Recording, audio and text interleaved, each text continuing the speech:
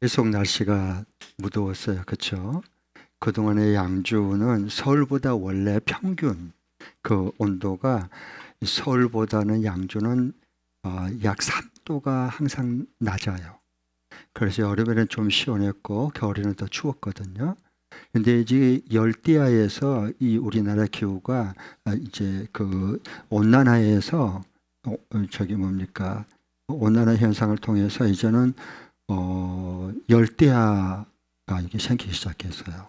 그러니까 밤에도 더운 거예요. 그렇죠? 예. 그런데 밖에서 일하시는 분들 진짜 땀 많이 흘리고 고생 많이 하실 것 같아요. 이렇게 열대 폭염인데 오늘 수요성 계약당 여러분 하나님이 특별히 사랑하는 사람들 또 복 있는 사람들만 참여한 줄 믿습니다. 아멘 하려면 확실하게 하세요. 아멘. 네. 그러니까 여러분 이렇게 시원하잖아요. 피서 왔잖아요. 네. 하나님의 품에 피난처 피서 왔잖아요. 네. 아멘. 그리고 또 하나님 말씀을 또 받고 음성 듣고 셈을 했잖아요. 또 그리고 모든 염려, 근심, 걱정 다 하나님께 맡겨버리고 간절히 합심해서 기도해서 응답받고 하나님의 평안한 마음 가지고 또 집으로 돌아가잖아요. 그러니까 거저복을 받은 거예요. 서석경당 오신 분들은요. 너무 잘 오셨어요. 자, 이제 오늘은 시편 33편하고 34편 이렇게 보겠습니다. 다음 주는 제가 이제 휴가 주간이라 수요 중보 기도로 이렇게 인도하겠습니다. 저희 이제 아버님이 100세예요, 100세. 네. 하나님 약속한 대로 하나님께서 젊었을 때 이렇게 정말 하기 어려운 순종을 하라 그랬어요. 우리 아버님이 많이 울면서 순종을 했어요. 제가 어렸을 때 보았거든요. 근데 하나님 꼭 그때는 약속을 줘요. 너희가 진짜 이건 할 수 없지만 내가 할 테니까 어려운 것을 순종한 거다. 내가 하고 싶은 거 그게 무슨 순종이냐. 할 수 없는 것을 하나님 말씀할 때 하는 것이 순종이다. 그 대신 이걸 순종하면 내가 두 가지를 꼭 주겠다. 첫 번째로는 영의 명예를 주겠다. 우리 아버님 주변을 다 이렇게 동네 군의 도지사, 뭐 의원들, 뭐 군수, 뭐 영감, 뭐 이게 이런 전체 종합장, 뭐 이런 좀 있는 분들이 굉장히 가까이 했어요. 하나님이 그대로 이루신 거예요. 그 다음에 건강함을 주겠다. 돈으로 살 수 없는 건강을 주겠다. 이 100세 사신 거예요. 그냥 산 게 아니고 하나님이 그 말씀하실 때 믿고 순종을 해서 하나님이 약속을 이뤄간 것을 저는 우리 아버님을 보는 거예요. 그게 우리 아버님이 증거예요, 증거. 네. 그래서 지금 휴가를 이제 100세라 제가 이제 또 내려가서 아버님하고 또 몇 밤 또 자고 그렇게 지내려고 그래요. 살아있음이, 부모님이 살아계심이 너무 축복이잖아요. 살아있는, 그리고 뵐 수 있고 같이 지낼 수 있음이 얼마나 큰 축복이에요. 대부분은 살아계실 때는 귀찮아하고 돌아가신 다음에 울고불고 난리 난데 그러면 돌아가신 아버님이 무덤에서 일어납니까? 소용없어요. 살아계실 때 언젠가는 훌쩍 떠나요. 관 붙들고 가지 말고 날 두고 어디 가냐 그럴 때 다 소용없어요. 그때는 소용없습니다. 살아계실 때, 내 곁에 있을 때, 그리고 찾아뵐 수 있을 때, 만날 수 있을 때 소중하게 여기고 같이 만나는 겁니다. 그게 큰 축복이에요. 네. 대부분은 사람들은 언제 깨닫느냐? 잃어버리고 난 다음에 깨달아요. 잃어버리고 난 다음에. 그리고 떠나보내야만 보이는 게 있어요. 사람이 참 똑똑한 것처럼 보여도요. 헛똑똑이 많아. 사람이 원래 그래요. 네. 떠나보내야만 보이는 게 있어요. 같이 있을 때는 소중한 줄 몰라요. 귀찮아하지. 네. 떠나보내고 나니까 진짜 소중한 게 보이는 거예요. 그때요. 그래서 우리가 눈물을 흘리지 않습니까? 그것 때문에. 마찬가지예요. 그래서 저 지금 아버님 뵌다니까 제가 지금도 기분이 너무 좋아요. 네.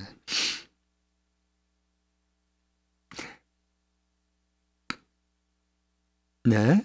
자, 이제 성경을 볼 때 저는 그냥 보지 않습니다. 여러분도 성경을 매일 성경 묵상하고 수요성경학도 오고 새벽기도 참여하고 다 하지만 성경은 겉문자로 보면은 절대로 안 됩니다. 꼭 이 말씀이 무슨 뜻인가를 이게 정말 하나님이 지혜를 줘서 깨달아져야 돼요.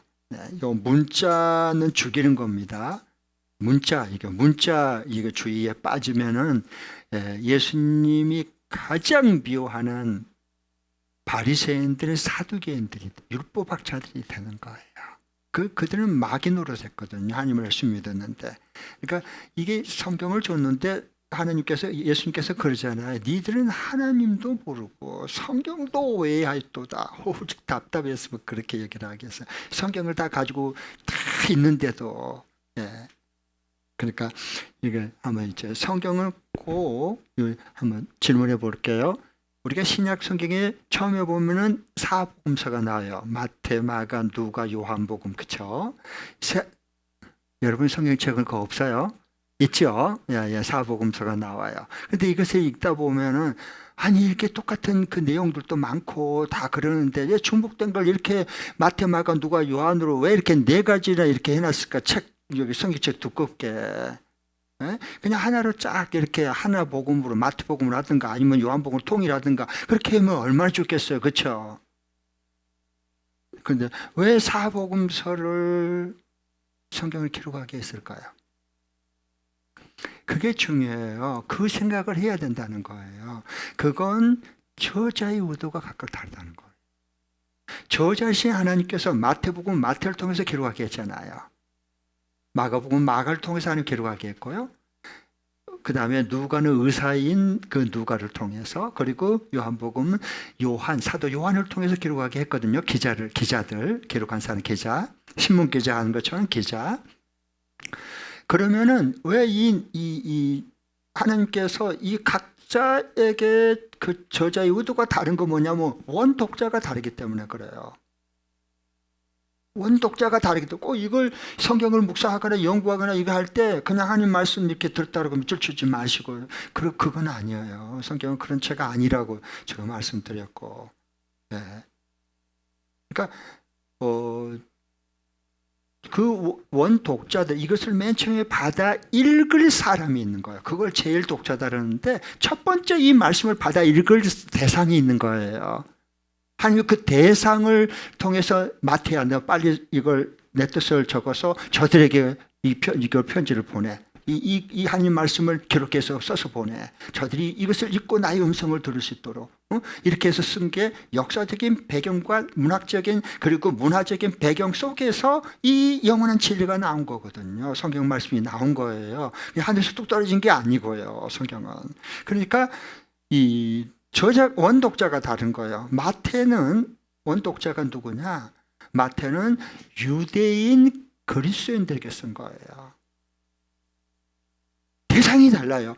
구약에 능통하고 학습이 되어 있는 유대인으로서 예수 믿는 사람들에게 마태복음을 쓴 거예요. 그런데 그 그 유대인 그리스도인들이 점점 세소가 되고 점점 박해가 심해지니까 떠나려고 예수님을 부인하려고 그래요.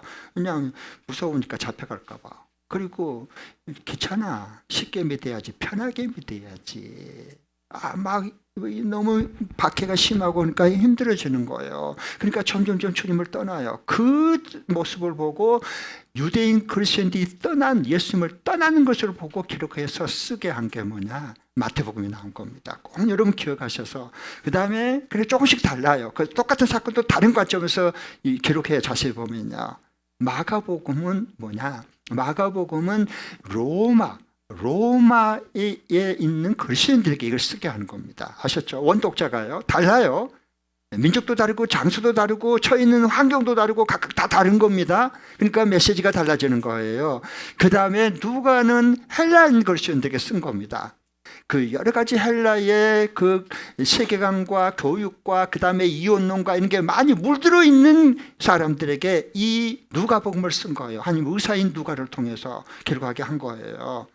그 다음에 요한복음은 그 당시에 그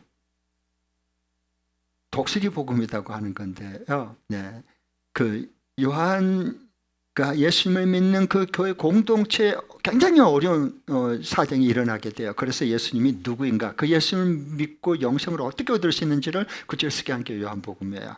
자, 그럼 이제 신뢰를 들으면 금방 이해가 될 거예요. 그러니까 성경을 그냥 이렇게 막 이렇게 받고 막 감동받았다고 밑줄 치고 그러지 마세요. 이제부터는요. 네? 제가 늘 얘기해요. 은혜 받으려고 성경 보지 말고 하나님의 저자의 의도를 통해서 정확한 성경이 말하려고 하는 그 메시지를 듣기 위해, 하나님의 음성을 듣기 위해 성경을 보라는 거예요. 그렇지 않으면 여러분 성경 가지고 엉뚱한 하나님 말씀이라고 알고 들어요. 그럼 맹인 되는 거예요. 성경 가지고 맹인이 되는 거예요. 그래서 여러분이 맹인이면 성경 가지고 다른 사람들을 맹인 되게 만들어, 그래서 둘 다 구렁텅이에 풍덩 빠지게 만든다. 예수님이 그 말씀이, 그래서 그 말씀한 거예요.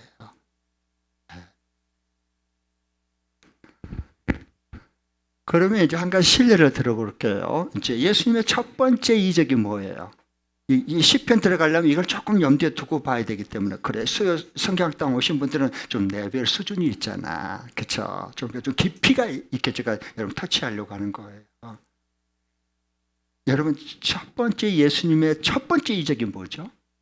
가나안 혼인잔치에 물로 포도주 만드는 거, 그렇죠? 그 정도는 알고 계시죠? 애주가 여러분, 그렇죠? 네, 그렇죠. 애주가들은요 다른 거 다 잊어버리는데 이건 절대로 잊지 않더라고. 네, 그래요. 그래서 물로 포도주를 이게 만들 첫 이적을 이렇게 했어요. 그러면은 이것을 대부분에 어떻게 하냐 하면은 그 문자를 보고 얘기를 하는 거예요. 여러분 지금 오늘날도 물로 포도주가 될 것을 믿으시기 바랍니다. 아멘. 그럼 기적이 일어납니다. 아멘. 그런다고 대부분. 그 아멘 하면 안 돼요. 그 노멘 해야 돼요. 노멘. 그 다음에 또 어떤 분들 대부분 어떻게 얘기를 한 줄 아십니까? 성경 이거 가지고 요한복음 2장에 보면요, 그 가지고 뭐라는 줄 아셔요? 무조건 끝까지 순종해야 됩니다. 그래서 축복의 주인공이 됩시다. 할렐루야라고 말하는 거예요. 그래서 그 이제 포도 잔치에 이제 그 뭡니까, 가나안 혼인 잔치에 포도주가 떨어지니까 이제 예수님의 어머님 마리아가 이제 그 종들에게 얘기해, 예수님께서 뭐라고 말하는지 그대로 시키는 대로 말한 대로 해라. 그렇게 말. 그러니까 예수님께서 저 결례통이 있는데 거기 그 갔다가 다구까지 가득가득 채워라. 6통이 결례통이 있었는데 채웠더라. 그 다음에 또 이제 가서 연회장에게 떠다 줘라. 또 줬더니 거기서 그냥 물이 포도주가 돼서 기쁨 잔치가 됐습니다. 여러분 순종할 때 끝까지 순종해서 축복의 준공이 됩시다. 그러면 아멘. 그런데 그러면 안 된다는 거야, 성경은.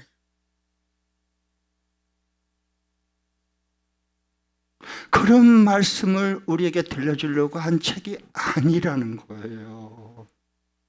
성경 가지고 그건 장난치는 거예요.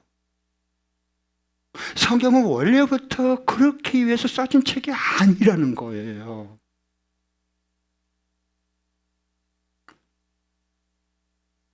그러면 가나안 혼인잔치를 통해서 원래 하나님 저자가 뭘 강조해서 무슨 메시지를 원래 들려주고 했을까? 본래 들려주고 했을까? 그 음성을 듣는 게 굉장히 우리 인생에 건강하고 행복하고 하나님을 알아갈 수가 있어요. 그때부터요. 하나님 우리 속에 말씀으로 임해서 성육화돼서 우리 속에서 진리의 영으로 역사하시거든요. 이게 그럴 때 가능한 거예요. 그러니까 이게 쉽지 않아요, 여러분. 저도 20년 동안 성경을 대입하고 하나님께 지혜를 구하고 했습니다. 그런데 어떤 분들은 이런 얘기를 해요. 저를 칭찬하면서 그런 것 같는데, 어떤 교회 집회를 갔더니 그 얘기를 식사하면서 얘기를 하더라고요. 저를 칭찬한다고 얘기 안 같대요. 대부분 이렇게 목사님은 말씀을 기가 막히게 쪼갭니다. 놀랍습니다. 은혜 받았습니다. 그래서 내가 숟가락을 딱 놨습니다. 그리고 내가 그분에게 얘기했어요. 말씀을 제가 쪼갠다고요? 그러면 이단입니다. 제가 어떻게 말씀을 쪼갭니까? 살아있는 말씀의 양날의 에리한 검이 나를 쪼개야지. 찔러 쪼개야 그리스도 온전한 사람으로 바꿔야지. 그게 무슨 얘기입니까 지금? 깜짝 놀라더라고. 그러니까 우리가 얼마나 거꾸로 믿는지 몰라요. 성경 가지고 얼마나 오해하고 성경을 오해하고 얼마나 하나님 우리가 오해하고 믿는지 몰라요. 그걸 그럴 수는 없어요. 저가 어떻게 저가 누구한테 하나님의 진리의 말씀을 쪼갭니까? 하나님의 살아있는 말씀이 내 생각과 내 마음과 내 안구한 마음과 잘못된 모든 것을 관절 심령을 찔러 쪼개 그리스도의 사람으로 만들어가는 거지. 그게 하나님의 말씀의 권세고 능력이지. 어떻게 내가 하나님의 진리의 말씀을 감히 쪼개요. 말도 안 되는 소리를 하는 거예요. 이렇게 거꾸로 뒤집어 버렸어. 왜냐하면 마귀가 성경 가지고 다 장난치니까 넘어가는 거야 다. 기가 막힌 얘기거든요. 이런 얘기들은 저는 가슴이 철렁해요. 그런 말 들으면요. 그럴 수는 없어요. 성경 말씀이 하나님의 말씀인데 내가 어떻게 하나님 말씀을 쪼개요. 그러면 여러분 이게 예수님께 성경에 요한복음 2장에 보면 그 기록이 된다. 한번 찾아보겠습니다. 요한복음 2장에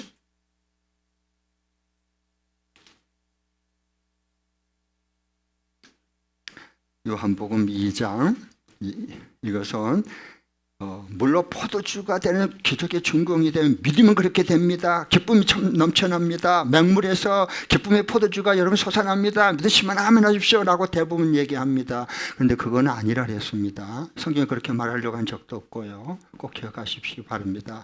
이게 눈이 떠져야 돼요. 이런 통찰력과 이 놀라운 저자의 의도와 원독자와 그리고 기자가 어떤 사람인가를 정확하게 알아야 됩니다. 네.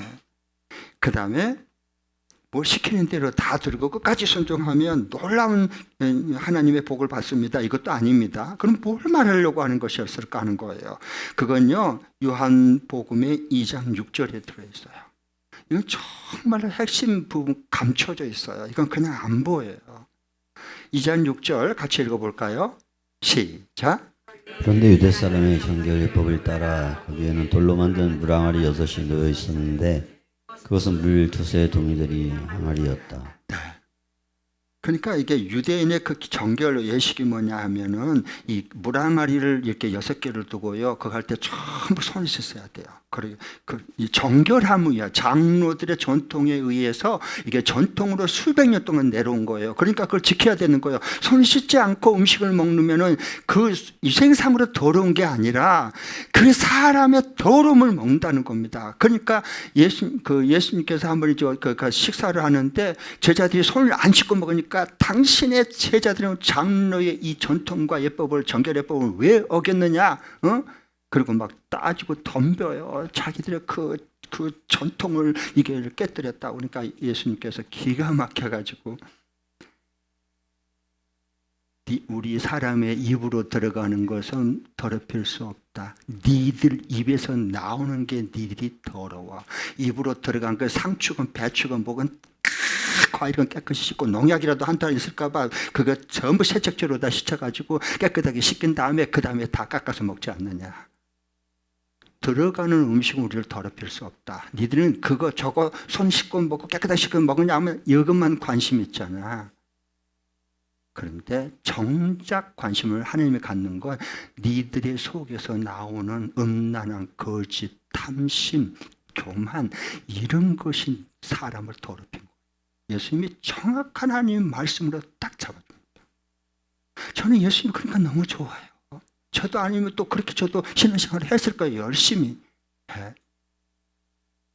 그러니까 주님을 안다고 하는 게 얼마나 우리 인생을 자유케 해준지 몰라요. 자유케 해줘. 진리를 알지니 진리가 너희를 자유하게 쓸데없는 것에 전혀 매이지 않아. 우리는 너무 무가치가 쓸데없는 것에 너무 많이 매여 있어. 너무 많이 매여 있어요. 그래서 그 말씀 해주신 거예요. 자, 그러면은 여기 지금 이제 결례, 유대인의 수백 년 동안 내려온 그 결례 의식에 손 씻고 그 다음에 음식을 먹고 이제 그렇게 했는데 이것 가지고는 안 된다는 거잖아. 예수님이 새 포도주는 새 부대에 담아야 되는 거. 손 씻는다고 결례통해서 정결하게 되는 게 아니다는 거예요. 그럼 뭐냐? 이 유대인의 수백 년 동안 내려오는 그 결례를 그것은 미완성이에요. 그건 외형적인 것밖에 안 돼요. 그래서 예수님께서 물로 포도주를 만들어 이 맹물 같은 이것을요 예수님의 결례, 참다운 결례, 제사함을 받는 피, 포도주를 만드는 겁니다. 그래서 완성. 속죄, 우리의 죄를 속죄는 손 씻어가지고 속죄된 게 아니고 빌라도처럼 나는 예수님 죽인 나는 죄가 없어 그리고 수술대 놓고 손 씻고 이래가지고는 그 예수 죽이는 죄가 빌라도에게서 씻어진 게 아니라는 거예요, 여러분. 정말 포도주 이건 내 언약의 피다. 그래서 성찬식 하잖아요. 온주일날 성찬식 하는 거예요. 주님의 그 포도주 메시아이신 예수님이 오셔서 그 참된 결례 죄 사함을 깨끗하게 받는 그것을 완성하신 분으로 오신 분이 예수님이다 하는 것을 증언하기 위해서 가나안 혼인 잔치를 여기에 기록한 겁니다. 그걸 뭘 보면 알 수 있느냐? 1장 17절을 보면 연결해서 그냥 볼 수 있습니다. 1장하고 2장하고 연결된 부분에서 보면 그냥 알 수 있는데 누가 1장 17절 한번 읽어 주십시오.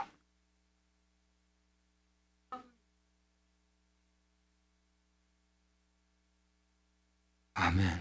그러면서 그 증거로, 그러니까 이 모세는 율법은 다 신이 살아서 모세를 통해서 우리에게 전부 다 이렇게 통해서 우리가 받았어요. 그렇죠?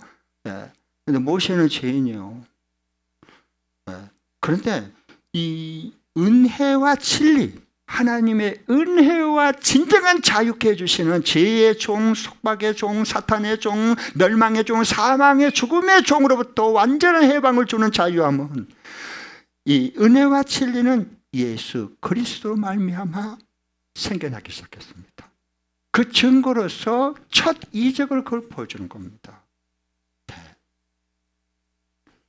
그러니까 예수님을 우리가 이분이 진짜 예수님이시구나 한 걸 알 수 있고 예수님의 우리 속죄함을 100% 주신 정결함을 주신 분은 거룩함 주신 분은 예수님밖에 없구나. 그 예수님을 우리가 어떻게 믿지 않을 수 있고 구하지 않을 수 있고 그 예수님 앞에 우리가 엎드려 경배하지 않을 수가 있겠어요. 생각해 보세요. 그렇잖아요. 네. 자, 그걸 이제 염두에 두시고서 이제 그래서 제가 이렇게 할 때 처음에는 잘 이게 말해도 잘 모를 거예요. 처음에는 그러나 어느 순간에 이게 서서히 이게 들리기 시작하고 눈이 떠서 보이기 시작하고요. 하나님이 원래 성경에 이 말씀을 하시기 위해서 지금 내게 이 말씀을 해서 기록해서 내게 주시는 거니까 그게 서서히 들리기 시작해요. 그때부터 하나님과 함께 사는 자가 되는 거예요. 그 예수님을 전하지 않을 수가 없어요. 그렇죠? 네. 자, 시편 33편 이제 34편과 연결되는데 이건 이제 하나님을 경외하는 자의 쭉 큰 맥락으로 쫙 이렇게 흐르고 있어요. 그렇죠? 네, 여러분 세 번 다 읽고 오셨을 테니까요. 하나님을 경외하는 자는 세 가지가 살아있어요. 뭐가 살아있어요? 몇 가지? 이 세 가지가 살아있어요. 하나님을 경외하는 사람은 이 세 가지가 항상 살아있습니다. 네. 그래서 첫 번째로는 찬양이 살아있어요. 찬양이. 여러분, 제가 여러 교회도 이렇게 가보면 딱 가보면 찬양이 죽은 교회가 있고요. 찬양이 살아있는 그 교회가 있어. 딱 보면 벌써 이게 영으로 느껴져 버려요. 딱 보면 그냥 이 살아있는 여러분, 죽은 사람하고 산 사람하고 딱 보면 금방 이렇게 분별이 되죠. 마찬가지예요. 교회는 그리스도의 몸이에요. 몸뚱아리예요. 그러니까 그 그리스도의 몸은 우리 몸은 죽을 수 있고 병들 수 있고 건강할 수 있어요. 그렇죠? 똑같아요. 먼저 하나님을 경외하는 사람은 찬양이 살아있어요. 찬양이. 여러분 우리 가운데 찬양이 살아있기를 원합니다. 사번 목장도 하는데 이 찬양이 살아있어요. 목장 탐방 제가 다 가면 다 봐요. 찬양이 살아있는 그 식사하고 난 다음에 여러분 같이 이렇게 올리브 블레싱하고 그 다음에 이제 찬양하잖아요. 성공하고 찬양할 때 막 신나가지고 어깨가 넘치는치라고 막 너무 기쁘고 얼굴이 그냥 달덩이처럼 돼갖고 막 천사처럼 빛나는 거야. 찬양이 너무 기뻐요. 그 목장은 보나마나 완전히 살아있는 목장이에요. 근데 어떤 목장 장송곡을 불러. 이건 장송곡. 죽은데 그 상가에 가서 부르는 노래가 장송곡이잖아요. 거의 죽기 일보 직전이야. 그냥 부르니까 부르자 그래요. 부르는 거예요. 그냥. 여러분. 그러니까 이게 달라요. 하나님을 경외하는 사람은요, 찬양이 살아있습니다. 찬양이. 자, 한번 보겠습니다. 1절부터 3절. 한번 이제 다시 시편 33편 1절부터 3절 다 같이 한 목소리 읽겠습니다. 의인들란 말은 하나님을 경외하고 하나님 믿는 사람들을 말합니다. 네, 착하게 산 사람이 아니고, 네. 악인들란 말은 하나님을 배척하고 그 다음에 하나님을 계속 거부하는 사람은 악인이다 그런 거예요. 자, 1절부터 3절 시작. 의인들아 너희는 주님을 생각하며 기뻐하여라. 정직한 사람들아 찬양은 너희가 마땅히 해야 할 일이다. 죽음을 타면서 주님을 찬양하여라. 열줄 검거를 타면서 주님께 노래하여라. 새 노래로 주님을 찬양하면서 아름답게 연주하여라. 네, 아멘. 이 자기가 찬양을 사람이 하나님 경외한 사람은 찬양을 다윗이 찬양의 사람이었어요. 법궤가 이 뺏긴 법궤를 찾아올 때 막 왕인데 체면이고 뭐고 다 자존심도 없고요. 그냥 이게 허리춤이 이게 바지가 내려간 줄 모르고 막 춤추고 막 얼마나 하나님을 그 법궤 앞에 뛰어놀았어요. 그러니까 하나님을 경외하지 않는 다윗의 아내인 미갈이 창가에서 이렇게 보면서 내려다봐서 구경꾼이거든. 찬양하는 자가 아니고 지금 구경하고 있거든요. 왕이 어떻게 하나 보자. 이런 사람들 꼭 있거든요. 마귀가 꼭 여러분 예배 안 해도 그런 사탄이 있어요. 저거 어떻게 하나 보자 이런 거 있다고요. 반드시. 미갈이 그 여자들 앞에서 왕이 채통을 지켜야지 발이까지 내려간 죽고 막 하늘 앞에 춤을 추고 막 기뻐서 어쩔 줄 모르니까 아이고 집에 들어오자마자 여보 일로 와보세요. 그래서 당신이 그 여인네들 앞에서 바지가랑이 내려간 줄 모르고 그 춤을 추다니 그게 뭡니까? 왕의 채통을 지키세요. 정신 차리세요. 왕이 돌았나 봐. 그러니까 하나님 그걸 들으시고요. 미갈, 하나님을 찬양하는 다윗을 비난하는 미갈을 태를 닫아서 평생 아이를 갖지 못하게 그 생명의 태를 끊어놓습니다. 여러분 잘 생각하셔야 돼요. 이게요. 기뻐서 하나님 경외해서 하나님을 찬양해요. 그런데 여기 13절부터 15절을 봐보십시오. 13절부터 15절 누가 한번 읽어주시죠. 하나님의 눈, 시선이 참 중요하거든요. 누가 한번 읽어주시죠. 33편 13절부터 15절.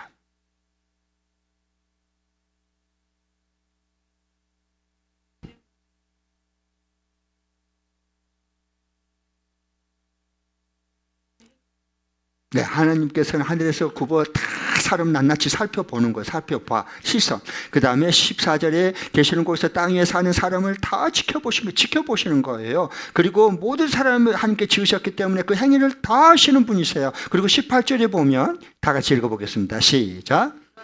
부터 주님을 경외하는 사람들을 살펴보시며 한결같은 사랑을 사모하는 사람들을 살펴보시고 하나님을 진짜 경외하는지 다 살펴보는 거예요. 하나님은요. 그러니까 여러분 여기 봐보세요.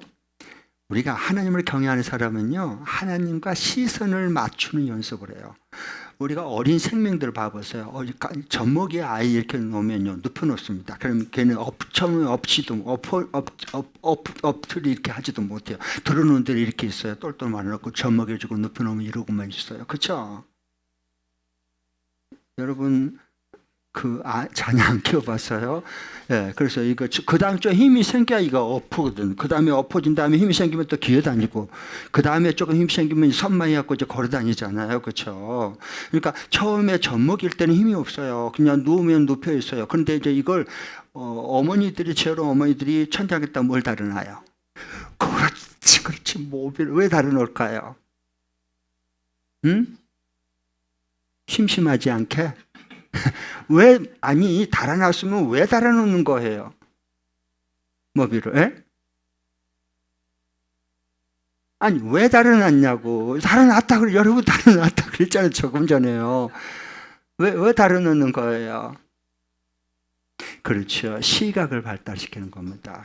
움직이거나 이렇게 보면 이렇게 거기에 초점을 맞추는 거거든요. 그리고 이제 있다가 아빠나 엄마가 그 누워있는 아이한테 이렇게 가지고 눈을 맞추게 하는 거예요. 그럼 애가 이렇게 보다가 이렇게 아빠, 엄마 눈하고 이렇게 딱 눈을 맞춰요. 이게 굉장히 중요해요. 그러면서 커가는 거거든요. 그러면서 아빠, 엄마를 알아봐요. 그래서 아빠 엄마가 울다가도 아빠 엄마가 딱 보고 눈 맞추고 이렇게 딱 하면 뚝 그치고요. 금방 해 하고 웃어요. 딸, 아들 그러면 애가 이렇게 하고 웃잖아요. 그렇죠? 울다가도 울음이 뚝 그쳐요. 그런데 그 웃고 있는 애를요, 전혀 모르는 눈 맞춤이 하나도 없는 다른 아저씨나 아주머니하고 예쁘다고 아이고 그러면 하고 울어요. 겁이 나서. 예, 눈 맞춘 적이 없거든요. 모르거든요. 그러니까 우리가 하나님의 자녀로서 자꾸 주님과 시선 맞추는 연습을 해야 돼요. 눈 맞추기 하나님과. 하나님의 시선이 지금 어디 있는지, 뭘 보고 있는지, 이걸 자꾸 시선을 맞춰야 돼요. 눈 맞추기를 해야 되는 겁니다. 그래야 하나님의 귀하신 그 눈이 어디가 있는지, 하나님이 뭐라고 말씀하는지, 그 다음에 뭘 바라보고 있는지, 그걸 알 수가 있는 거예요. 그래서 자꾸 주님이 바라보는 것을 내가 보는 거거든요. 이걸 처음부터 연습을 해야 하는데 이 연습을 신앙생활 할 때 잘 안 했단 말이에요. 그러니까 그냥 내 멋대로 내 생각대로 내가 그냥 원하는 대로 그냥 신앙생활 해버리는 거예요. 하는 거 눈 맞추는 게 저게 뭔 말이야. 너무 옷이 어떻게 눈 맞춘대 이렇게 되어버린 거예요. 신앙생활 오래 했음에도 불구하고. 여러분 야구 프로 선수들도 갈 때요. 이게 타석에 여러분 이거 딱 이렇게 야구 방망이 가지고 있어요. 타우셨고 자기가 투수가 던지니까 무조건 이거 칩니까? 야구 선수가 타석에 들어서기 전에 반드시 시선을 누가 맞춥니까? 그러니까 여러분 야구 선수 아니지만 좀 야구 경기는 많이 중계도 받고 다 봤잖아요. 그러니까 야구 선수가 자 이제 들어왔어요. 타석에 들어왔어요. 그러면 어디를 먼저 봅니까? 주목합니까? 예? 관중이요? 벤치에서 사인하는 감독하고 시선이 맞아야 됩니다. 다른 관중들이나 다른 상대편 선수는요, 막 이러고 귀만 주고 막 그러면은 저게 뭐야? 그런데요, 몰라요. 그런데 목소리 안 내지만 선수와 감독은 이미 이게 얘기가 됐기 때문에 번트를 지금은 희생파를 날려라 아니면은 펀트를 대라 아니면은 내가 이게 마음껏 한번 휘둘러라 이런 거 다 막 이러는데 우리는 아무 의미가 없어요. 메시지가 없어요. 그런데 감독이 사인을 내는 것은 소리가 없지만 선수는 다 알아듣습니다. 메시지로. 먼저 주목해야 돼요. 감독한테. 우리가 어떤 것을 할 때 감독이시고 주인이시고 마무리 주권자이신 하나님께 자꾸 우리가 시선을 눈을 맞춰야 돼요. 이게 굉장히 이게 영적인 민감성이거든요. 하나님은요 다 살펴보죠. 다시. 그래서 계속 그걸 강조하는 거예요. 이 사각지대가 없다. 하나님은 사각지대가 없어요. 여러분 차 운전할 때요, 이 사이드 미러 요 밑에 이게 사각지대거든요. 잘못하면 그 갖다가 사람 치고 어린 아이 못 보고 그냥 이렇게 안타깝게 치워버릴 때가 사각지대라 그래요. 안 보여서 그래요. 하나님은 안 보이는 것이 없어요. 사각지대가 없어요. 우리 하나님에게는요. 아멘.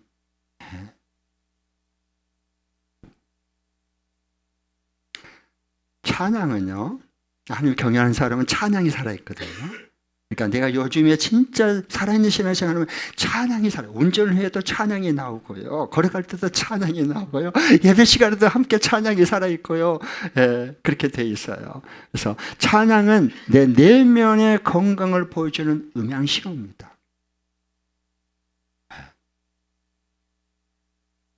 내 내면의 믿음과 영적인 상태와 모든 상태를 드러내주는 이 음향신호예요. 신호.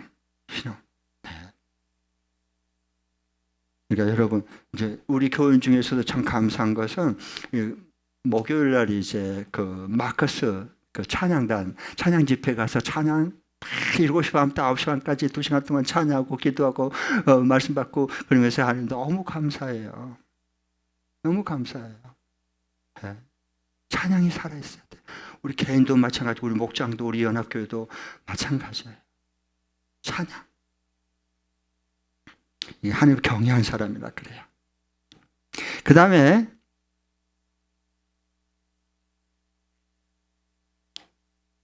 34편 넘어갈 텐데 하나님을 경외하는 사람은 두 번째 살아있는 게 뭐냐? 그게 말씀하기 전에 그 34편의 소 제목을 좀 얘기하겠습니다. 거기 보면 주님을 공경하라. 그리고 가로 안에 뭐가 있어요? 아비멜렉 앞에서 미친 채 하다가 쫓겨나서 지은 다윗셋이 이렇게 돼 있어요. 그렇죠? 여기 보면 이 소제목 아비멜렉 원래는 이제 이게 사무엘상 21장 22장에 나온 얘기인데 이건 아비멜렉이라 그러지 않고 거기는 블레셋 가드 아기스 왕이라고 되어 있어요. 아기스 왕. 아비멜렉이란 말은 개인 이름이 아니라 블레셋 사람의 왕을 말한 거예요. 그러니까 우리나라 대통령 이렇게 말한 것처럼. 아셨죠? 그러니까 이집트 제국의 파라오 하는 거, 파라오는 그 사람의 이름이 아니고요. 그 제국의 최고 통치권자다 그 말이 대명사입니다. 그러니까 파라오라고 말하는 거, 우리 바로다 그러죠. 파라오. 그런 것처럼 이 블레셋의 이제 왕을 그냥 통상적으로 대통령, 왕 그런 것처럼 아비멜렉이라고 부른 거예요. 그래서 그 대신 이제 사무엘상에서는 그 왕의 원래 본명이 아기스 왕이었다라고 말해요. 그러니까 블레셋 여러분 이제 이스라엘을 괴롭혔던 이 블레셋, 특별히 그 골리앗 장수는요. 골리앗 다윗 물맷돌을 쓰러뜨리는 골리앗 장수 있죠.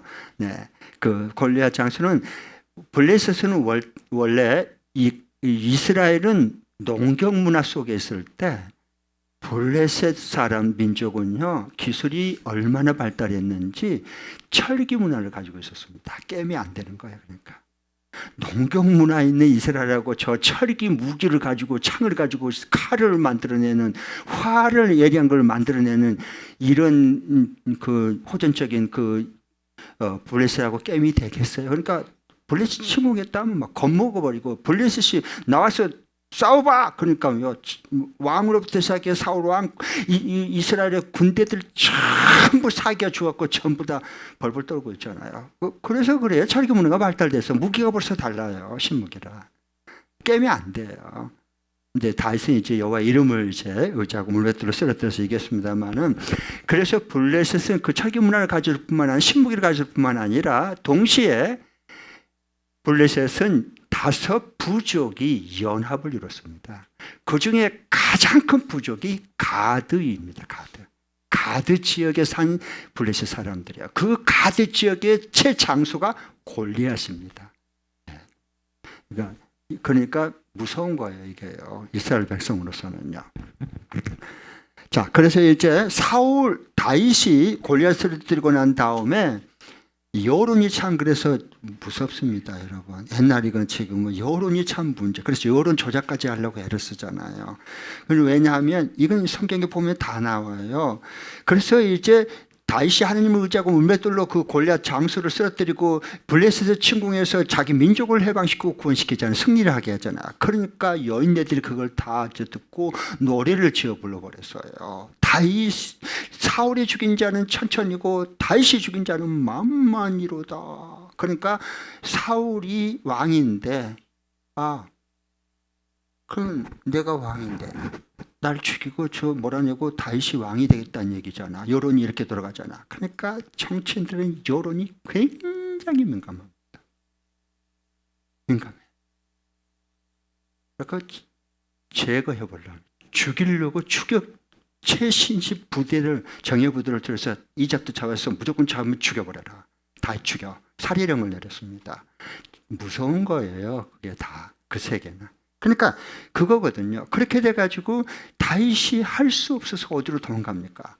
전부 사울의 최정예 그 군대를 풀어가지고 좀 이집트 다 다 이스라엘 내에 다 잡아가는데 추적이 오는데 잡히면 죽게 생겼어요. 그래서 할 수 없이 눈물을 머금고 블레셋 가드로 갑니다. 아기스 왕한테 살기 위해서 가요.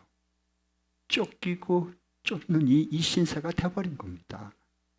그래서 거기 가니까 딱 보니까 사람들이 알아버렸어. 신하들이요. 다윗이 세상에 오는데 받아주면 안 됩니다. 왜? 우리의 장수였던 골리앗을 죽였던 장군이 다윗입니다. 무슨 꽁꽁이 속으로 음모를 꾸밀지 모르는데 우리가 저를 받아들이면 안 됩니다. 그러니까 다윗이 이제 이스라엘로 돌아올 수도 없고 잡혀 사울아 군대에 죽으니까 거기서 머무를 수도 없게 됐어요. 기가 막힌 태양단입니다. 이럴 수도 못하고 저럴 수도 못할 신세가 딱 떼버렸습니다.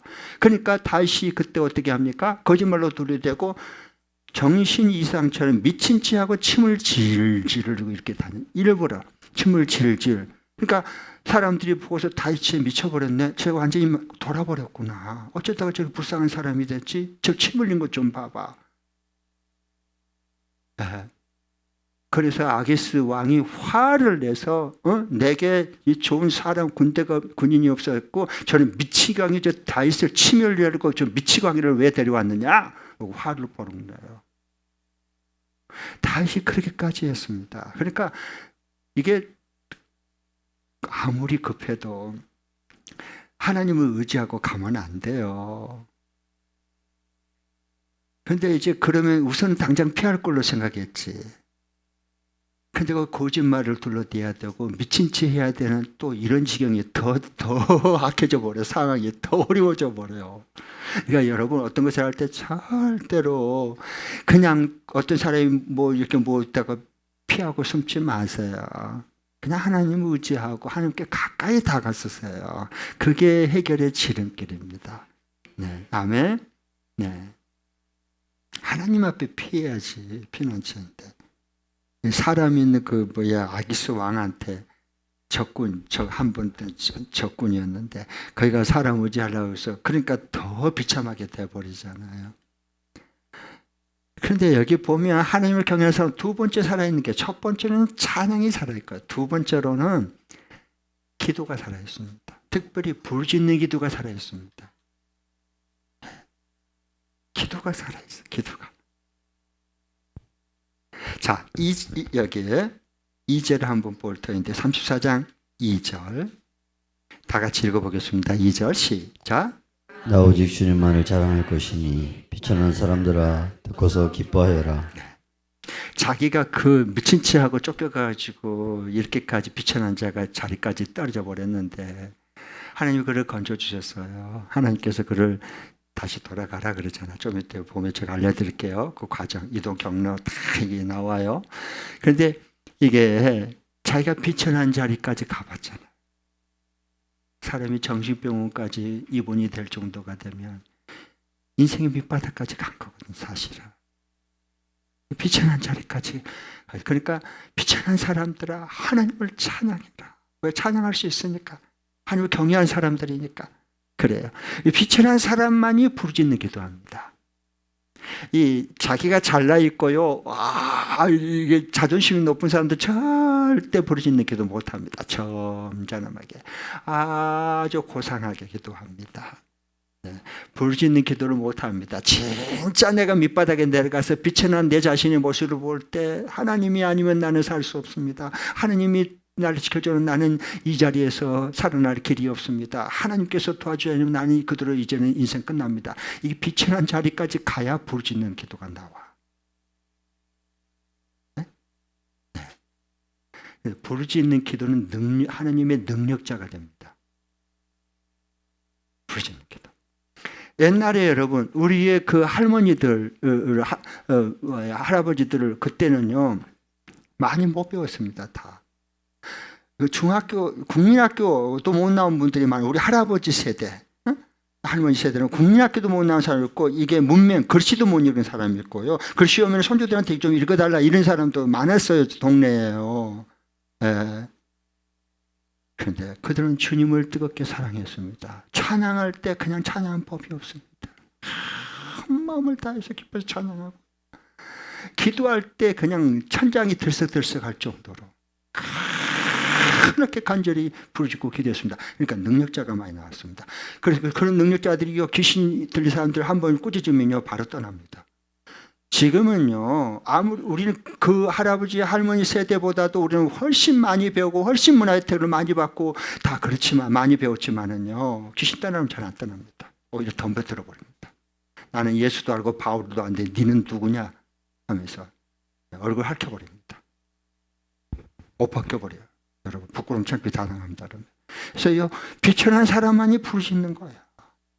오늘 중보기도 할 때 여러분 부르짖는 기도 얼마나 감사한지 몰라.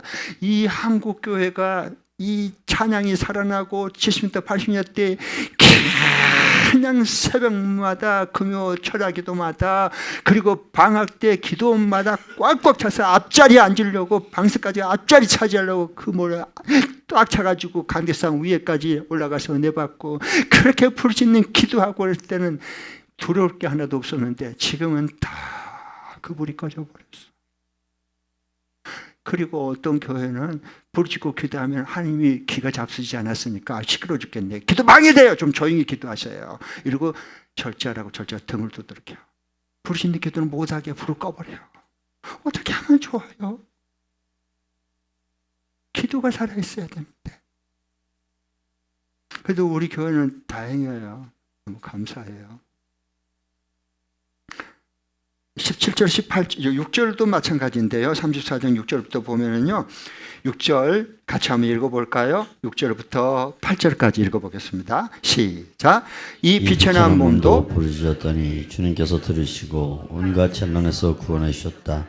주님의 천사가 주님을 경외하는 사람을 둘러 진을 치고 그들을 건져 주신다. 너희는 주님의 신실하심을 깨달아라. 주님을 피난처로 삼는 사람은 큰 복을 받는다. 네, 그러니까 여기 보면 6절에 이 비천한 몸도 부르짖었더니 다윗을 말하는 거예요. 지금 이 비천한 몸도 부르짖었더니 주님께서 들으시고 온갖 찬에서 다 구원해 주셨다는 거예요. 이 부르짖는 기도가 얼마나 힘있고 파워가 있는지 모릅니다. 모든 재난에서 모든 수렁에서 다 건져내게 부르짖는 기도한 사람들입니다. 다. 17절부터 19절도 마찬가지예요. 예. 자, 여기 보면 이제 예루살렘에 있다가 사울의 이제 그 참모로 있다가 이제 사울의 눈이 뒤집어가지고 오해를 해가지고 얘가 나를 죽이고 몰아내고 왕자를 찾고 영모로 꾸민 요 다윗이구나. 괜히 오해를 하는 거야 그렇게. 그래가지고 이제 노브 땅으로 도망갔잖아요. 그리고 노브의 제사장에게 너무 허기져가지고 도망쳐 왔다가 그래서 그 제사장 진설병 줘서 먹고 그 다음에 이제 그 골리앗 칼 그때 그 골리앗 그 썼을 때 그 골리앗 장수가 차고 있는 칼을 이 노브 제사장이 그걸 보관했거든요. 그러면서 손에 아무것도 없으니까 가다가 뭐 사람들 만나면 칼에 찔러 죽임을 당하니까 요 골리앗 칼을 가지고 가십시오. 그래서 그걸 받아서 가는데 이게 나중에 그 사울 왕의 정보부에 다 들어가 버린 거야. 그래서 내 원수 사울을 도와 고발을 해서 잡아 죽여야 되는데 너희들은 영모죄다. 그래서 가서 사울 군대 데려가서 다 칼로 찔러 죽입니다. 무섭습니다. 피변이 납니다. 그래서 그 제사장도 죽임을 당하지 않습니까? 그때? 그래서 이제 블레셋으로 이제 가드로 도망갔어요. 다윗이. 예. 그러다가 나중에 가선지자가 와가지고 하나님 보내서 당신은 여기 있으면 안 됩니다. 하나님의 사람이 어떻게 여기 가드 이방 땅에 숨어서 침을 절절 흘리고 미친 척하고 살아서 되겠습니까? 이거 뭔 꼴입니까? 도대체 하나님 사람. 그래서 빨리 돌아가라래. 본국으로 돌아가십시오. 라고 하나님께서 사람을 보내. 그래서 아둘람 굴에 숨어요. 그때 여기에 환난 당한 자, 빚진 자, 그리고 억울함을 일을 당한 사람들 이들이 찾아옵니다. 여기서 당신이 진정한 당신은 억울함도 당해봤고 빚도 져봤고 그 다음에 환난도 죽을 고생 환난을 다 당했으니까 우리의 리더가 되어주십시오. 400명의 리더가 그때 됩니다. 그러고 난 다음에 모압으로 가는데 거기서도 하나님께서 원치 않고 갓을 통해서 이때 갓을 보내서 모압까지 보내갖고 또 다시 본국으로 돌아가라 합니다. 본 자리로 돌아오라고. 한 여러분, 우리가요 이게 하나님 있다가 자꾸 세상 길로 막 가고 거기 있으면 안 되는데 그 자꾸 가고 빠지고 그러면요 하나님의 사람을 자꾸 보냅니다. 신방 보내서 이러면 안 된다고. 당신 거기 있으면 안 됩니다. 거기서 나오십시오. 하나님께 나오십시오. 라고 말하는 게 다 이 시대에 하나님 선지자처럼 다 사랑해서 보낸 겁니다. 자, 여기 보면 이제 그 말씀이 여기서 지금 나오고 400명이 이제 거기 참여하게 됩니다. 근데 사람이 이렇게 되면 낙심이 돼요. 근데 여러분 1517년 이제 10월 31일 날 역사적으로 하나님께서 마틴 루터를 통해서 종교개혁을 일으키잖아요. 95개 조항을 이제 써붙이잖아요. 그렇게 되는데 큰 캐톨릭하고 이 하나의 일개의 신부인 마틴 루터가 이 게임이 되겠어요? 달걀로 바위를 깨는 식이지? 해볼 수가 없어요. 그러니까 낙심이 된 거예요. 어떻게 무슨 힘 가지고 해보겠어요? 그 낙심이 돼갖고 코가 썩잖아 빠져 있는데 그때 이제 아내가 중요해요. 참 마틴 루터의 그 아내가 굉장히 지혜롭습니다. 역사적으로 봐도 아주 지혜로워서 다른 말 아무 말 않고요 검은 상복을 입었습니다. 아내가 갑자기. 그래서 막 하늘도 울고 있어요. 그러니까 밖에 갔던 마틴 루터가 그 아내가 상복을 입으면서 막 구슬프게 울고 있으니까 여보 누가 죽었냐고. 누가 죽었어? 왜 그래? 그럴 거 아니에요. 그러니까 이 아내가 마틴 루터에게 얘기했어요. 낙심하고 있는 그 마틴 루터. 하나님이 돌아가셨어요. 하나님이 돌아가셨다고. 그러니까 마틴 루터가 신부 출신이잖아요. 아니 사람이 죽을 수 있지만 하나님이 어떻게 죽을 수 있냐니까 바로 당신을 보니까 당신 하나님이 돌아가셨습니다. 죽었습니다. 그 말에 충격을 받고 다시 힘을 얻어서 종교개혁을 일으킨 겁니다. 그러니까 옆에 사람이 아무리 다윗도 낙심할 때가 많았고요. 마틴도 낙심할 때고 사람이 다 너무도 계속 어려움을 겪다 보면요. 사람이 포기하고 싶고 낙심이 됩니다. 그럴 때 배우자나 그 가까이 있는 사람이 지혜로워야 돼요. 그때. 목자, 목녀가, 그 다음에 목회자가 굉장히 그때 지혜로워야 되는 거예요.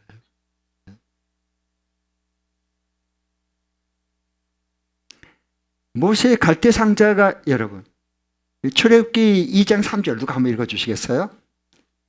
갈대 상자 얘기 좀 하겠습니다. 이 시대가 거의 비슷하니까요. 출애굽기 2장 3절 누가 한번 먼저 찾으신 분이 한번 읽어주십시오. 크게 한번 읽어주세요. 이 시대는 갈대 상자가 굉장히 필요한 때예요. 우리 자녀들을 위해서 다음 세대를 위해서도요. 2장 3절 누가 한번 읽어주시죠.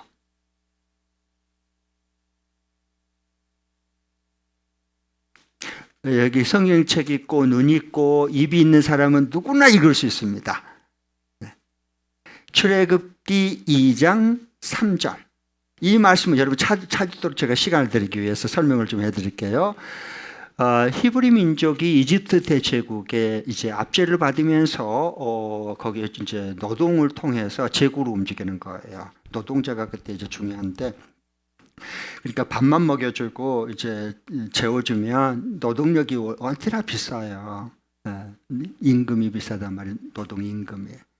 그러니까 이 제국 이집트 대제국으로 움직이는 게 히브리 사람들을 잡아다가 노동을 시키는 겁니다. 밥만 먹여주고 그리고 재워만 주면 되니까.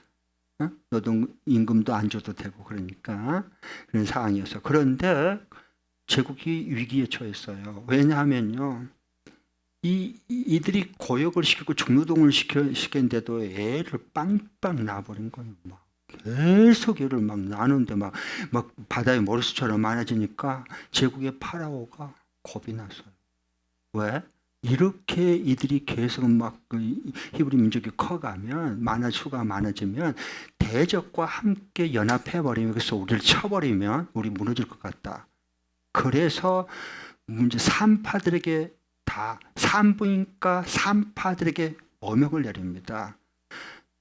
히브리인들의 이집트인 여인들이 아이를 낳으면 살려주지만 히브리인 여인들이 낳으면 애를 낳으면 낳자마자 바로 죽여버려라. 요즘은 낳기도 전에 태중에서 중절시켜서 다 죽여버리잖아요. 이게 왜 그럴까요? 파라오의 피가 들어가서 그렇습니다. 하나님은 생명을 살리러 오신 예수님이 생명을 살리러 오신 분이지 죽이러 오신 분은 없습니다. 그건 파라오 사탄이 생명을 죽이려 하고 도둑질하고 멸망시키러 온 겁니다. 그 나인입니다. 예수님의 나인은 절대 아닙니다. 여러분 이거 착각하면 안 됩니다. 이 시대에. 그러니까 하나님의 말씀은 생명을 주관하는 생명을 살리는 거고 사탄의 지시는 살아있는 생명을 죽이는 겁니다. 똑같습니다. 그러니까 파라오 이집트 파라오 제국뿐만 아니라 그 사탄의 상징이거든요. 그 다음에 예수님이 탄생할 때 베들레헴에서 예루살렘에서도 마찬가지입니다. 무조건 그게 이스라엘의 왕으로 유대인의 왕으로 한다니까 헤롯 대왕이 겁을 먹었습니다. 내가 왕인데 무슨 또 왕이 태어나는 거야. 그래서 자세히 알아보고 2살 아래는 무조건 다 죽여라. 그래서 다 죽여버렸습니다. 무섭습니다, 사탄. 그러니까 이렇게 됐는데 그 히브리 두 산파가 있었는데 굉장히 지금 살려내는 거예요. 그래서 왕의 오명을 너가 들닥잡고 세무조사 들어가고 그 다음에 수갑 채워서 당장 얘부터 죽여라. 산파부터. 왕의 오명을 어겼다. 왜? 히브리 아이들을 왜 살렸느냐? 다 죽이라 했는데 저도 모르게. 그렇게 했는데 그렇게 했는데 이들이 대답한 거 보세요. 하나님을 경외한 자는 하나님이 지혜를 준 거예요. 히브리 여인들은 우리가 애를 받아서 죽이려고 그러면 이집트 여인보다 훨씬 튼튼하고 강해서 벌써 받으려면 애가 뽕 나와버려서 살아버렸습니다. 그런데 우리가 어떻게 죽입니까? 그렇게 말했어요. 그래서 하나님이 시보라와 그리고 그 부하의 그 두 산파에게 그 가정에 복을 줬다고 말해요. 1장에. 그리고 이어서 이 말씀이다. 그러니까 이제는 가만두겠어요? 아니죠. 파라오가 사탄의 피가 흐르는데 그게 되겠냐고 죽여버려야지 속이 시원하죠. 그렇게 해서 어떻게 했냐? 이번에는 그러면은 히브리 여인들이 아이를 낳을 때 여자이면 다 살려줘라. 그러나 남아가 태어나면 무조건 죽여라. 무조건 강물에 갔다. 어린이 수영도 못하는데 요만해 응애하고 나면 남아 고추 달렸다. 무조건 강물에 갔다가 자기 부모가 집어 던져서 죽여야 돼요. 퐁당하면 돌멩이 풍덩 빠져 죽은 거, 빠져버린 것처럼 똑같이 얘가 하다가 뻑뻑 빠져 죽어버리지. 그럼 걔가 뭐 수영하겠어, 뭘 하겠어요. 이제 막 태어난 신생한데 다 죽이라 그랬어요. 그런데 문제가 터졌습니다. 그 중에 레이 자손의 남자, 그 레이 제사장 가문, 레이 자손의 남자가 히브리 여인하고 결혼했는데 애가 생겼어요. 남아가 나왔단 말이에요. 그 판국에 남아가 태어났어요. 그게 모세입니다. 모세. 예. 그런데 3개월 어떻게 내 뱃속에서 나온 내 새끼를 어명이고 뭐고 법이고 뭐고 어떻게 물속에 집어 던져서 풍덩 죽여 내 손으로 그럴 수는 없잖아요. 차라리 나를 죽이고만 내가 죽고 말지. 그게 부모의 마음이잖아. 그래서 머리를 많이 짜내고 그래서 이 애를 어떻게 살릴까 하는데 어렸을 때 그 우는 입을 막아가지고 젖을 먹이면서 키우고 3달 동안 집에서 몰래 숨겨서 그 가슴을 조아리면서 마음을 조아리면서 밖으로 이게 우리 애가 울음소리가 나갔다 그러면 이제 고발 들어가면 바로 들이닥쳐서 얘도 죽이고 다 죽이는 거야. 3대를 멸하는 거예요. 그러니까 그 죽음이 왔다 갔다 하는 순간에 애가 울까 봐 얼마나 겁이 나겠어요. 3개월 동안 숙였는데 애가 커버리니까 이제 이게 어떻게 감당이 안 되는 거예요. 그래서 어떻게 해야 할까? 어떻게 할까? 그래서 하나님이 지혜를 줘서 이 아이를 살릴 수 있는 길이 있는 거예요. 그게 2장 3절이야. 이제 됐죠? 성경 너무 재밌어. 여러분 이렇게 연속극 수목 그 드라마 철가고 지금 오늘 말씀하고 지금 이게 비교할 수 있겠냐고. 그렇죠? 예, 2장 3절 누가 한번 읽어주세요.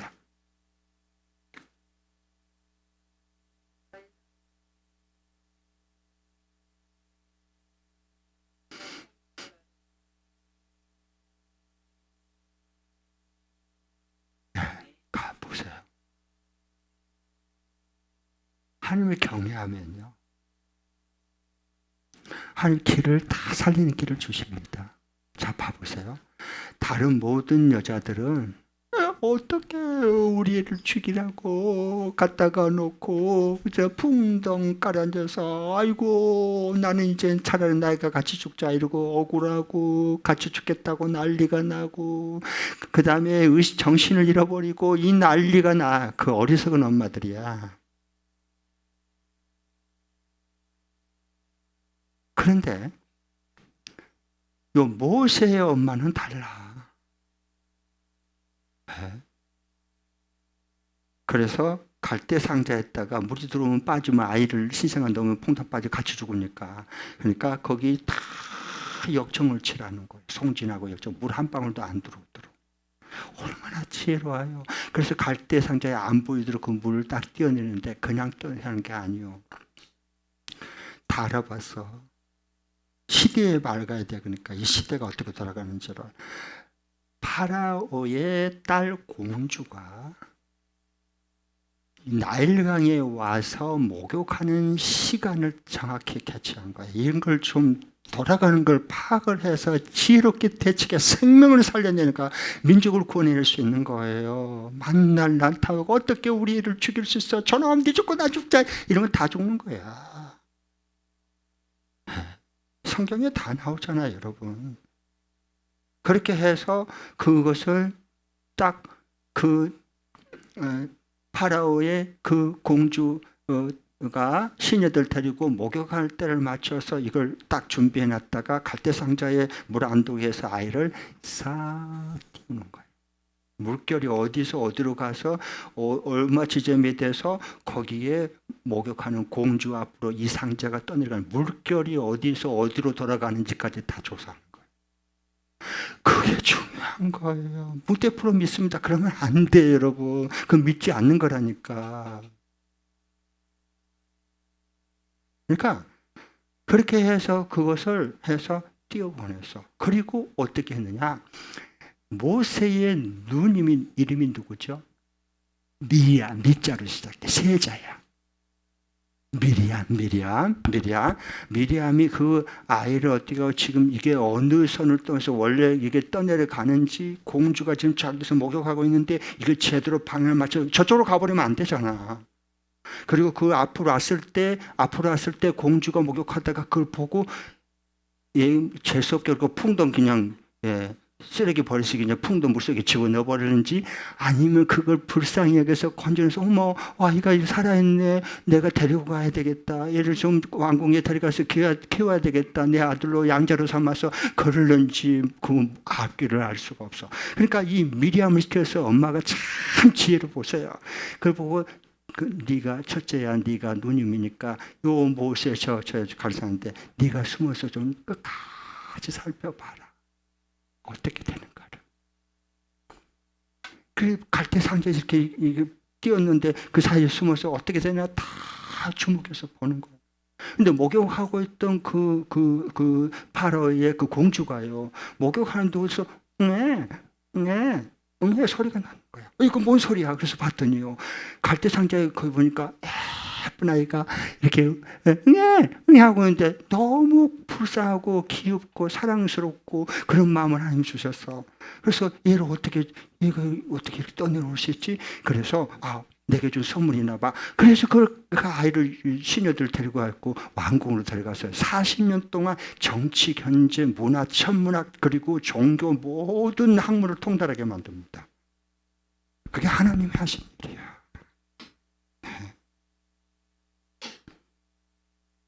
그러면 이 시대에 세속주의와 진화론과 그리고 유물론이 판을 치는 이 시대에 갈대 상자에 물이 들어오지 못하도록 우리 자녀와 다음 세대가 거기에 붕덩 빠져 죽지 않도록 그게 역청을 바르고 송지를 발라서 갈대 상자에 담아서 띄워보낼 수 있는 강물에 띄워보낼 수 있는 방주가 있냐 갈대 상자가 있냐는 거예요. 이거 정말 이 시대에 중요한 하나님 메시지 음성을 드려야 됩니다.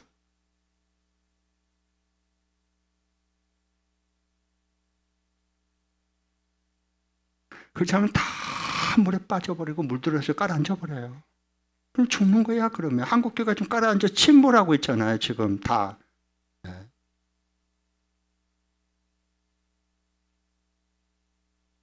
자, 첫 번째는 하나님을 경외하는 사람, 첫 번째는 찬양이 살고, 두 번째는 부르짖는 기도가 살고, 세 번째는 공동체가 살아 있습니다.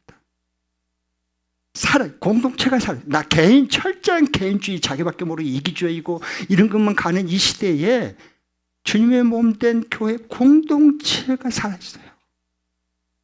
이걸 추구하는 거예요. 그게 여기 11절부터 15절에 나와요. 같이 한번 우리 읽어볼 텐데 오늘 이제 본문 다시 돌아옵니다. 네, 돌아오겠습니다. 34장 13절 14절 34편 13절 14절만 읽어보고 두 절만 읽어볼게요. 시작. 내 혀로 악한 말을 하지 말며 내 입술로 거짓말을 하지 말아라. 악한 일은 피하고 선한 일만 하여라. 평화를 찾기까지 있는 힘을 다하여라. 내 혀로 악한 말을 하지 말고 공동체를 파괴하니까 내 입술로 거짓말하지 마. 네 이익을 챙기기 위해서 악한 일은 피하고 선한 말만 하여라. 평화를 찾기까지. 평화, 공동체 평화를 말하는 거야. 이 평화를 찾기까지 있는 힘을 다. 그러니까 추구하는 게 뭐냐? 공동체의 평화를, 샬롬, 평화를 구하는 거야. 평화를. 하나님을 경외하는 사람은 서로 만날 싸우고 이간질하고 그 다음에 네가 옳으냐 네가 그러냐 이거 싸움판 터지고 그런 게 그건 마귀가 분열시키는 영이 틈을 타는 거고, 하나님을 경외하는 사람은 평화의 왕으로 오신 예수 그리스도로 더불어서 이게 서로 화평하게 만들어가는 거예요. 공동체가 화목하게 만들어지는 거예요. 그러니까 목장에 가보면 이게 화목한 목장인지 서로 은근히 평평한 긴장관계 속에 있는지 그냥 저건 느껴집니다. 가서 보면 달라. 그러니까 그래서 지금 이 말씀 마태복음 5장 9절에 보면 뭐라 그랬어요? 화평케 하는 자는 복이 있다. 저희가 하나님의 아들이라 일컬음을 받을 거다. 칭찬을 받는 거예요. 화평케 하는 사람. 이 시대는 뭐냐? 화평케 하는 사람이에요. 잘난 사람, 의로운 사람, 똑똑한 사람, 그리고 이런 게 아니고 진짜 이 시대에 필요한 것은 화평케 하는 사람. 그래서 교회 공동체를 세워가는, 가정 교회를 세워가는 거예요. 왜냐하면 전부 다 이 시대는 갈라치기 위해서 자기 배를 채우고 이익을 챙기려고 하는 이런 시대, 무서운 시대가 되어버렸습니다. 이미. 자, 그럼 이제 마지막 부분 보고 기도할 텐데요. 저자의 의도 그리고 사실 진실로 같이 한번 읽겠습니다. 같이 시작. 주님은 비천한 사람의 부르짖음을 들으시고 반드시 건져주셔서 함께 찬양하게 하신다. 네. 그러니까 정말 우리가 하나님을 경외하고 하나님 알면요, 하나님이 크신 하나님 앞에 가까이 다가서면 들어갈수록 나의 그 비천함이 보이는 거예요. 비천함이. 그러니까 하나님의 긍휼과 그 하나님의 귀하신 자비하심을 입지 않고는 내가 하나님의 사람으로 살 수가 없는 거예요. 그러니까 부르짖는 기도가 나오는 거예요.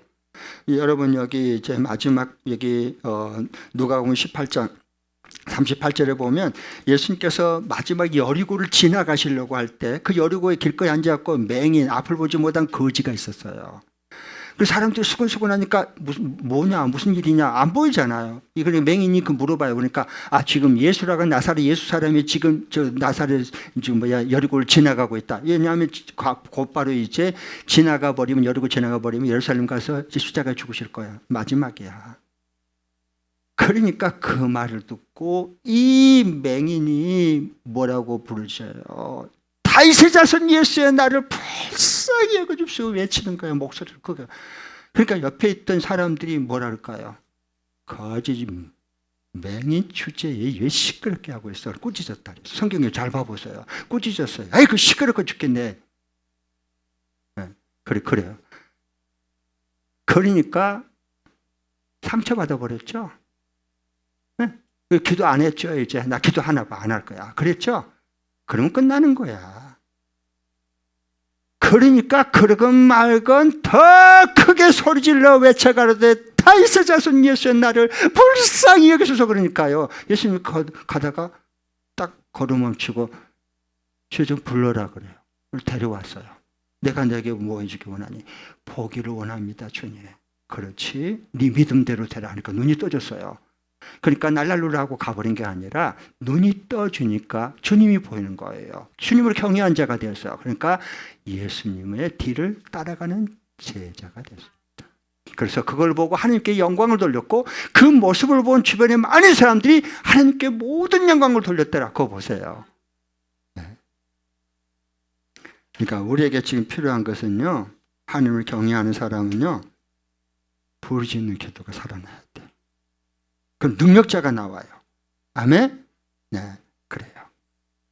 자, 기도하겠습니다. 하나님 아버지 감사합니다.